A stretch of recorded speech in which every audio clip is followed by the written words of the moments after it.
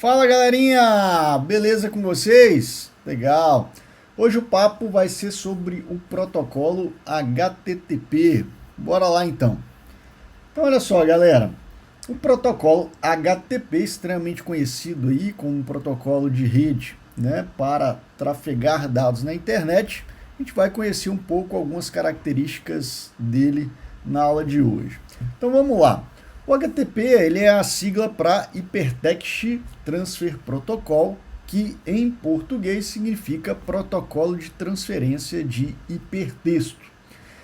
Como o próprio nome já diz, né, do protocolo, ele já nos diz muita coisa, então transferência de hipertexto. Daqui a pouco a gente aprofunda um pouquinho mais sobre isso.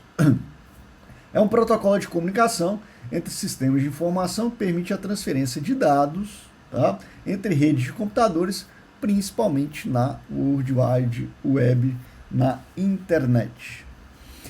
Esse protocolo ele independe da plataforma que o sistema, o aplicativo, o site, enfim, ele esteja desenvolvido. Então você pode utilizar aí juntamente, né, o que utiliza o HTTP é completamente transparente até para nós isso. A gente simplesmente desenvolve e envia lá as informações, ok?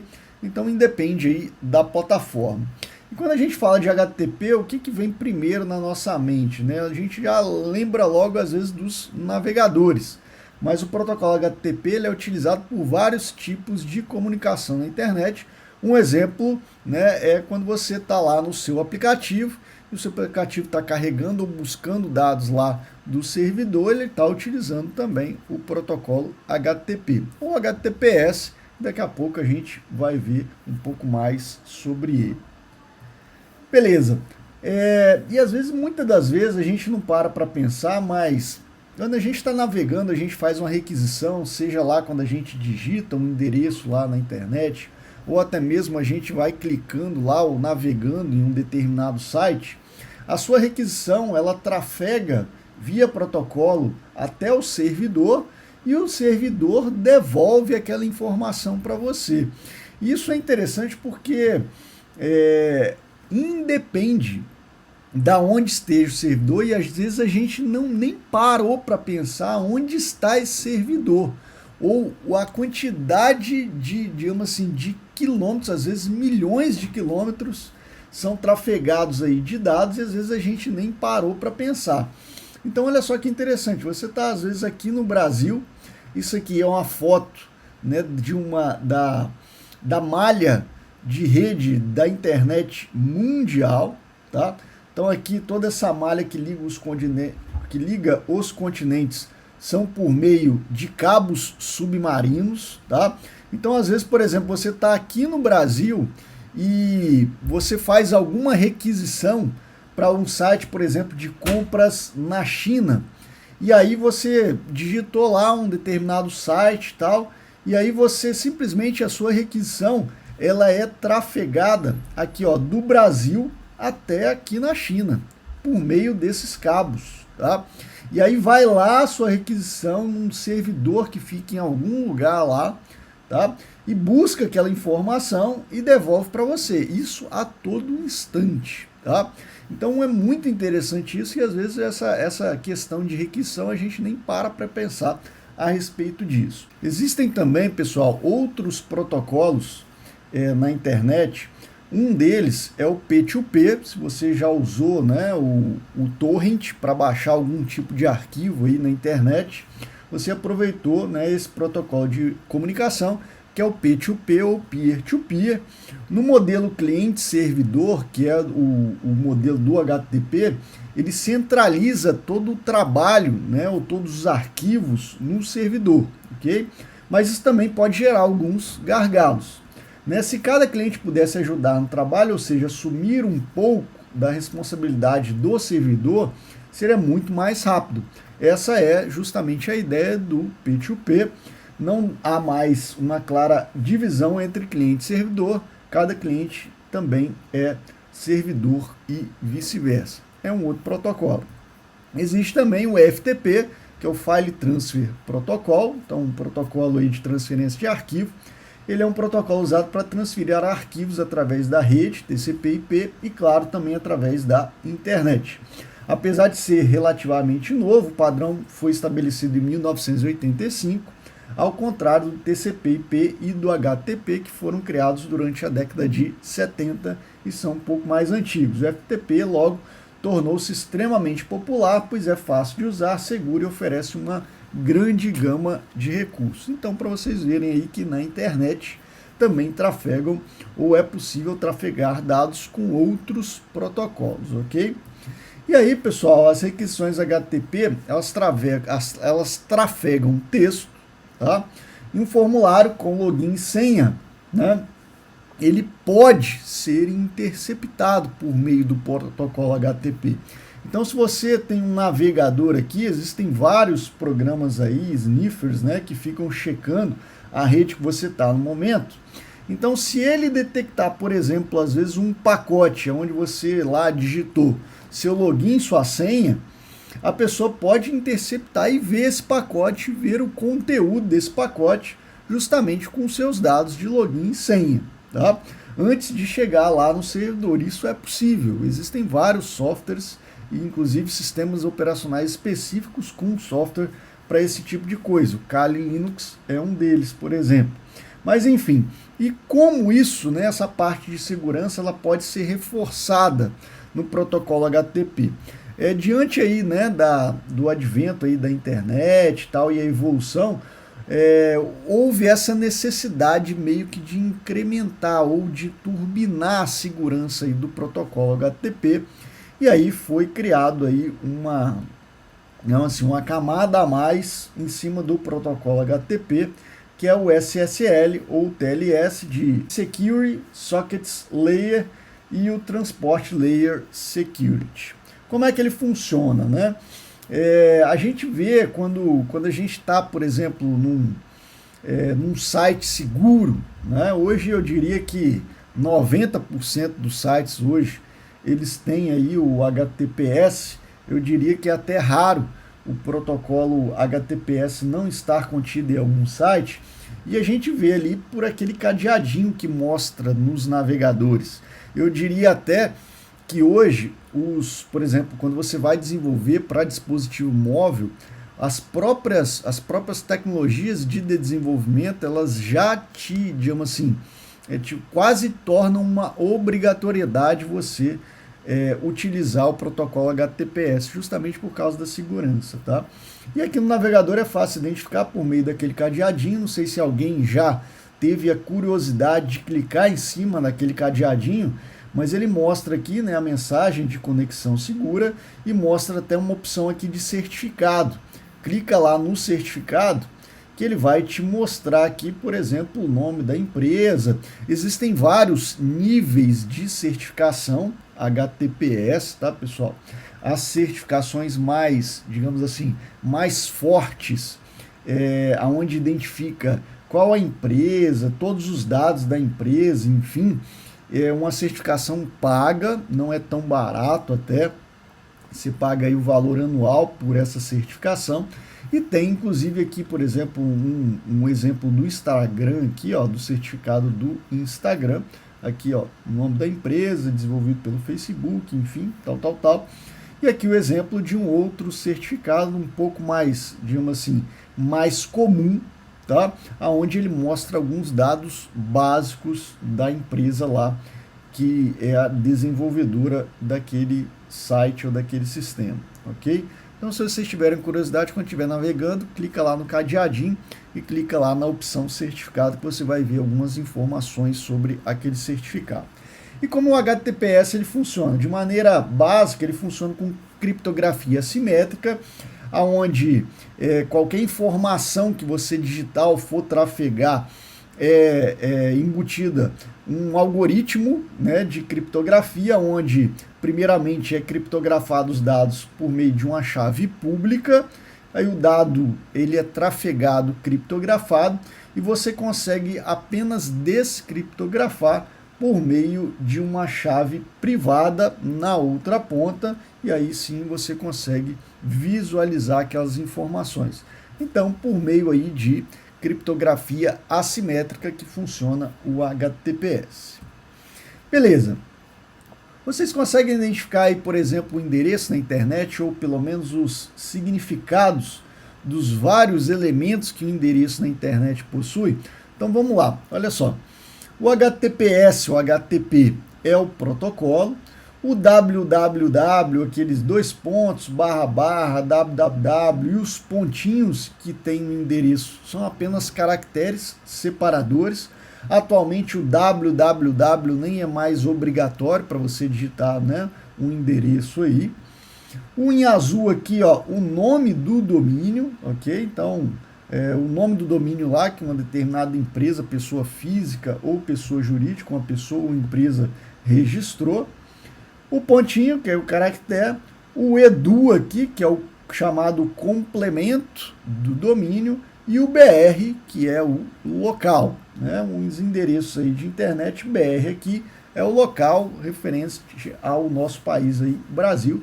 Existem vários outros, digamos assim, sufixos, né, de endereço aí de outros lugares do mundo, ok? BR é de Brasil. Ok. E olha só que interessante, né? Será que o texto abaixo, que é um endereço de rede, ele é um endereço de internet válido? Às vezes a gente não para pensar, né, mas um servidor web, onde tem hospedado uma determinada página, ele possui um endereço de rede, um endereço, tá, dele, um endereço na internet mundial lá dele, ok? E aí, pessoal, você não necessariamente precisa digitar um endereço. Sei lá, vamos pegar aí globo.com, né? Então vamos lá, olha só que interessante. Por meio aí de um terminal e por meio do comando nslookup, você consegue ver o endereço de rede mundial aí da internet de um determinado site. Vamos fazer um teste aqui, ó. Então estou aqui no meu terminalzinho aí, para quem utiliza o Windows aí, pode usar aí o CMD, ok? Então vamos lá, nslookup, então globo.com. Olha lá que interessante, ele me trouxe aqui um determinado endereço. Beleza, vou entrar aqui em um navegador e vou digitar esse endereço que ele me trouxe lá. Olha só o que vai acontecer. Entrei no site da globo.com, tá? Então, olha só, você pode digitar tanto o endereço, né, as letrazinhas aqui do endereço, ou você pode, inclusive, digitar um endereço de rede de um determinado site, sem problema. Só que é aquilo, né, pessoal? Pensou se você tivesse que decorar todos os endereços, né, de rede dos determinados sites? Então é lógico que é muito mais fácil, né, você decorar aí o nome do endereço, né, o IP anterior, endereço de rede da internet do servidor daquele determinado site, né. Pensa em decorar o endereço de cada servidor, ou a utilização de nomes facilita todo o processo. E esses nomes, nada mais, nada menos que é o tal do DNS, né? Quem faz essa conversão do nome para o endereço físico lá do servidor, DNS, Domain Name System. Aí não vou me aprofundar, mas isso aqui já é digamos assim, é uma área de conhecimento da parte de redes, ok? E aí, como é feita a conversão, faz uma requisição aqui do navegador e vai lá no servidor DNS e converte, e ele reencaminha, digamos assim, lá para o servidor físico, aonde está realmente o endereço, os arquivos que você solicitou daquele determinado endereço, ok? E aí vamos falar um pouquinho sobre status code. O status code é qualquer resposta HTTP que possui um número que informa sobre o status da requisição. E aqui, pelo menos os mais conhecidos, né? O 2000 é quando está tudo ok, o 301 ele foi movido de maneira permanente, o 404, né, não foi encontrado, e o 500, né, internal server erro, gerou um erro lá no servidor. E aí não existe só esses status code, tá? Existem várias famílias de status code, então as que começam com 200 são respostas, né, de sucesso, os que começam com 3 são as de redirecionamento, mensagens de redirecionamento, os que começam com 4 foi um erro aqui de resposta no servidor, e os que começam com 5 foi um erro de resposta no, 400, erro de resposta do cliente, e 500, erro de resposta no servidor. E aqui, pessoal, nesses dois sites aqui, ó, esse primeiro aqui é até uma brincadeira, onde você consegue ver quais são os tipos de status code, né, com algumas fotos de cachorros aqui, né, ele vincula aqui, faz uma brincadeira, e o outro aqui é uma, digamos assim, um site onde traz de maneira textual aqui quais são, que ele traduziu, se eu não me engano, aqui, beleza. Quais são todos os status code possíveis. Então, se você precisar aí, fica aí de referência e dica para você. Beleza. E aí, pessoal, vocês conseguem ver esses códigos, né? Aqui eu estou utilizando aqui, ó, acessando um determinado site, utilizando o debug aí, tá? Do navegador, e na abinha Network aqui, ó, em Headers, ok? Você consegue ver aqui, ó, status code, aqui, ó, 200, ok, foi que aquela requisição para aquele determinado elemento foi bem satisfeito, né? Tá tudo ok. E aqui também na listagenzinha você consegue ver os status code aqui, ó, dos elementos aqui, beleza? Então aqui na abinha Network você consegue ver também todo o status code das requisições feitas. Beleza. E aqui quando a gente fala de requisição, mais ou menos funciona da seguinte forma, né? Quando você vai lá, né, acessou uma determinada página, ok? Ele foi lá no servidor, pediu aquela página, devolveu lá para o cliente, e depois ele vai, digamos assim, fazendo aquelas várias requisições conforme os elementos que o determinado sistema ou página ela necessita, né? Seja um CSS, seja um JavaScript, seja as imagens, enfim, vai lá e volta com as requisições, vai lá no servidor e volta. Né? Voltando lá aquele assunto, pensou um servidor lá na China, nos Estados Unidos, na Austrália, sei lá onde, ele vai lá no servidor, nesse lugar, nesse país, né? E pega lá, né? Vai lá, ó, quero a imagem tal, ou o texto tal, ou o CSS tal, e devolve para você numa fração aí de segundos, né? Muito incrível toda essa comunicação, né? Legal. E aí tem alguns métodos de requisição, a galera aí desenvolvedora gosta bastante disso, é uma área bastante importante, principalmente quando você está fazendo APIs, daqui a pouco a gente vai falar sobre elas, mas os dois métodos de requisição mais comuns é o GET e o POST. O GET é a requisição que solicita dados ao servidor com passagem de parâmetros via endereço, via URL, utilizado para formulários ou pesquisa em que há a possibilidade de passar a URL para outro usuário mantendo a mesma requisição. E existe o POST, que é a requisição que envia dados ao servidor com passagem de parâmetros escondida, utilizado para enviar dados sigilosos, uma autenticação ou salvamento de dados no banco de dados, por exemplo, tá? Então a gente vai utilizar muito isso aqui quando a gente estiver vendo lá na programação, lá de alguma linguagem de alto nível, a gente utiliza muito essas requisições, ok? Beleza, aqui tem uma requisição, um exemplo de requisição GET com apenas um separador. Aqui estou acessando aqui um print de uma página do YouTube, youtube.com/results, e aqui interrogação, e aqui o nome de uma variável que é chamada de search underline query com o valor ifs, ok? Então você pode simplesmente pegar essa URL e passar para qualquer pessoa, ela vai acessar exatamente a mesma página aqui da requisição, e ele consegue fazer uma filtragem aqui via essa variável URL, ok? Variável que foi setada via URL, tá?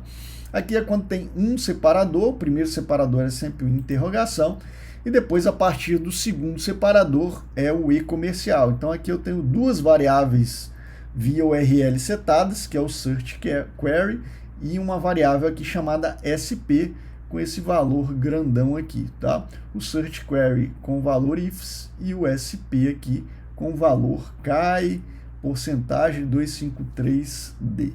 Beleza, você pode passar várias variáveis, se fosse outra variável, comercial, o nome da variável, o sinalzinho de igual e o valor, e assim sucessivamente. Quando você quiser passar algum parâmetro, né, via URL, alguma variável via URL, para que lá na programação ela entenda esses valores e consegue fazer alguma filtragem, beleza? Então tá aí o parâmetro via GET. Não existe só o GET e o POST, tá? O GET e o POST eles são muito utilizados em aplicações web, porém há outros tipos de requisições muito utilizadas em APIs. Uma API é um conjunto de métodos para consultar os dados de um determinado servidor ou base de dados do servidor, utilizando o protocolo HTTP ou HTTPS, que retorna um conjunto de dados no formato específico para a aplicação que não seja o HTML. Normalmente dados no formato JSON ou no formato XML. Hoje o JSON domina aí, né, o padrão mundial realmente é o JSON, a comunidade mundial adotou o JSON aí.